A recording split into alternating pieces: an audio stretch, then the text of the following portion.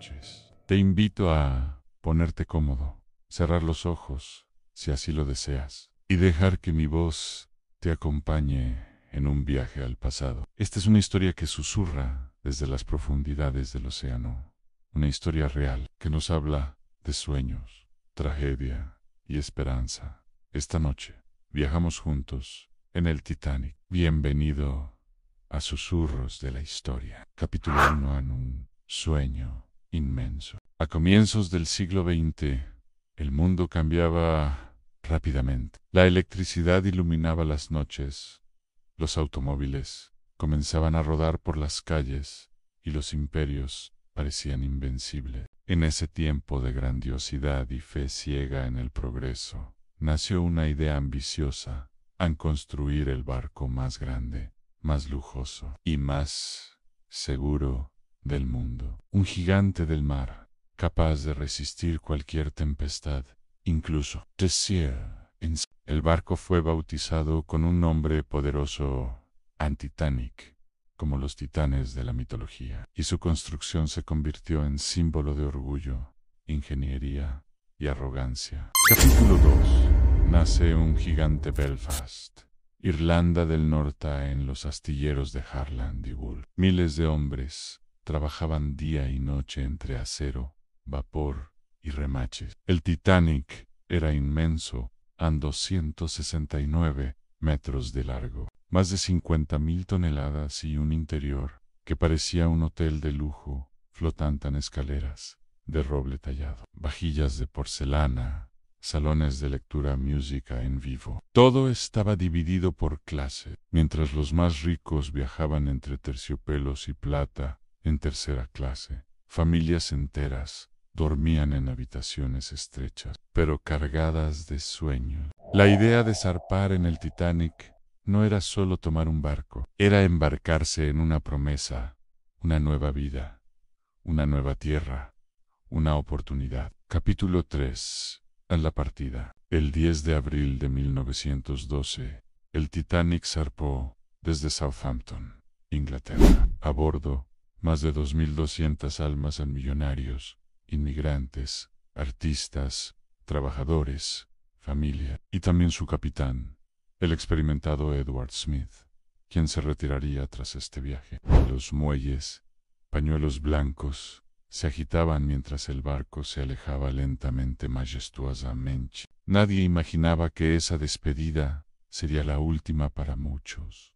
Durante los primeros días en el mar, todo era armonía, el cielo despejado, el mar tranquilo. A bordo se ofrecían cenas de 10 tiempos, conciertos de violín, caminatas en cubierta y cartas enviadas a casa. En tercera clase, los niños jugaban, las mujeres conversaban sobre América y los hombres soñaban con conseguir trabajo apenas pisaran tierra, pero bajo la superficie avanzaba el destino. Cierre de esta primera parte. El Titanic navegaba seguro, elegante, como un palacio flotante entre las estrellas. Pero el océano guarda sus propios secretos. En la próxima parte, exploraremos el encuentro con el iceberg, los errores humanos y el momento en que el sueño comenzó a romperse. Si esta historia te está acompañando esta noche, suscríbete y activa las notificaciones para no perder la continuación. Capítulo 4. La noche silenciosa. Era el 14 de abril de 1912. El Titanic ya había recorrido buena parte del Atlántico y navegaba a toda velocidad. La noche era clara, con cielo estrellado, pero peligrosas. Las aguas estaban llenas de icebergs. Varios barcos habían enviado advertencias por telégrafo, pero muchos de esos mensajes no llegaron a la sala de mando. Otros fueron ignorados. El mar estaba en calma. Irónicamente, eso dificultaba detectar los icebergs. No había olas rompiendo contra ellos. A las 11:40 de la noche, los vigías sin binoculares avistaron una sombra blanca. Iceberg al frente. El oficial Murdoch ordenó girar el timón y poner reversa a toda máquina. Demasiado tarde. Capítulo 5. El impacto El costado del Titanic raspó el iceberg durante unos 10 segundos. No fue una colisión frontal, sino una caricia mortal. La capa de acero se rajó en varios compartimentos. Agua helada comenzó a entrar, lenta pero implacable. Los pasajeros apenas sintieron una vibración. Algunos pensaron que el barco había reducido velocidad por precaución, pero en la sala de máquinas, los hombres vieron cómo el nivel del agua subía rápidamente. En la sala de cartas, el operador envió el primer mensaje de auxilio NES o SAM. Estamos hundiéndonos. Posición 41, 46 minutos, N50 Fortino. Capítulo 6. El inicio del hundimiento. El capitán Smith, al ver la magnitud del daño, comprendió la verdad más difícil.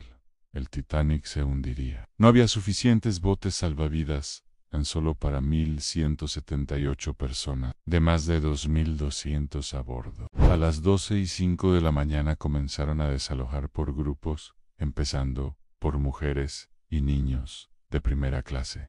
Muchos no querían subir. Era imposible imaginar que ese coloso de acero pudiera desaparecer bajo las olas. Algunos incluso preferían quedarse en sus camarotes, convencidos de que todo se resolvería pronto. Capítulo 7.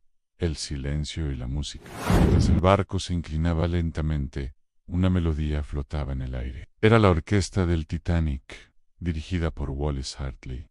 Tocaban sin parar. Algunos testigos recordaron que la última canción fue Nearer, My God. Otros dijeron que fue una marcha solemne. Lo cierto es que tocaron hasta el final, no por instrucción, sino por humanidad. En la cubierta, el caos padres abrazaban a sus hijos. Hombres entregaban sus abrigos a mujeres. Algunos oficiales disparaban al aire para mantener el orden. Las estrellas brillaban arriba.